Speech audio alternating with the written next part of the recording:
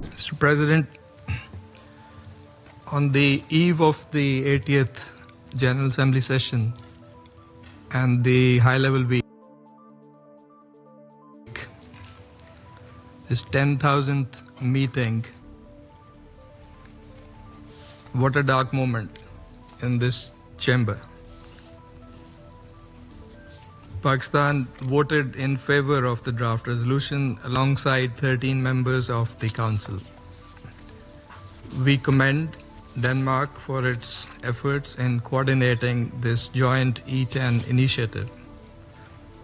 We align ourselves with the remarks of the permanent representative of Denmark.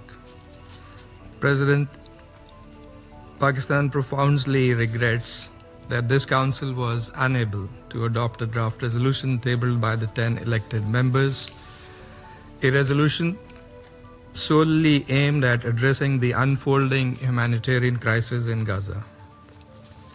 This was not a routine procedural matter. It was an opportunity to act in the face of unprecedented brutality and devastation and mass displacement in Gaza as the Israeli ground invasion intensifies. But let us be clear, it is not for lack of will or initiative. A clear majority of this Council has consistently demanded urgent action to stop the carnage in Gaza. And we have fulfilled our part of that responsibility. What prevented the Council from acting was the exercise of the veto. That carries a heavy responsibility. And that is where the apology must lie. In moments of such grave human suffering, preventing the Council from fulfilling its mandate risks being seen as enabling the continuation of that suffering. Those who have chosen this course must review their position. The people of Gaza are trapped between relentless bombardment and a suffocating blockade. Children are starving. Hospitals have collapsed.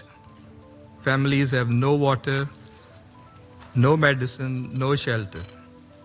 The occupation army has subjected Gaza City to its most punishing attacks in 2 years of war, sending thousands of residents fleeing under bombs and bullets amid fear that they might never return. This is not a tragedy unfolding in silence. It is happening before the eyes of the world, in plain sight, live on our screens, and the front pages of our newspapers. In that grim setting, today's failure sends a dangerous message that the lives of 2 million besieged Palestinians are deemed expendable and can be subordinated to political considerations. Every hour of obstruction deepens the wound and aggravates the suffering of the people of Gaza.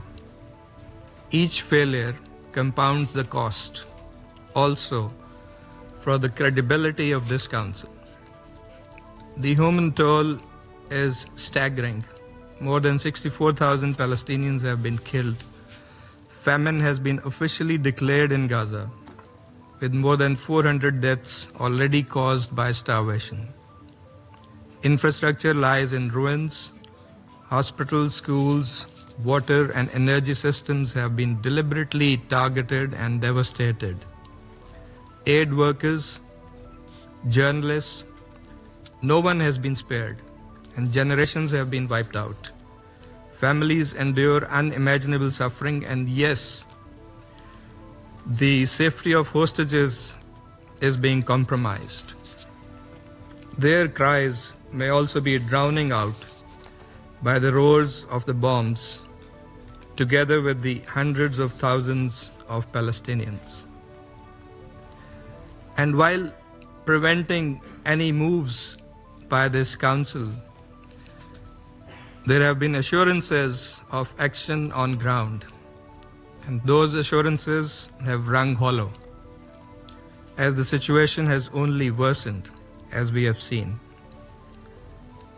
President, let me repeat, the majority of this council has acted responsibly. We have fulfilled our duty under the Charter. The shortcomings lie not with the council as a whole, but with the constraints imposed on it. Several grim realities underscore the urgency of action. First, famine. Already declared in Gaza City, famine threatens to spread across the Strip. Military escalation. Ignoring the calls for a ceasefire and having repeatedly undermined and sabotaged the negotiations, the Israeli onslaught on Gaza City is now claiming dozens of lives daily and could uproot 1 million people. And West Bank annexation plans. The expansion of illegal settlements in the West Bank, including the latest E1 plan, exposes the entrenched nature of the occupation and its true intentions, a death knell to the two-state solution. What a stark manifestation of settler colonialism in the 21st century.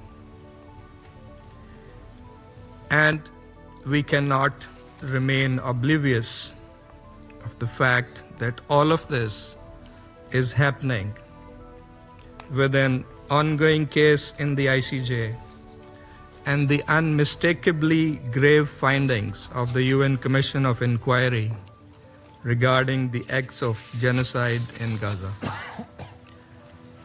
Mr. President, Pakistan reaffirms its unwavering support for the Palestinian people in their just struggle for self-determination, dignity, and justice.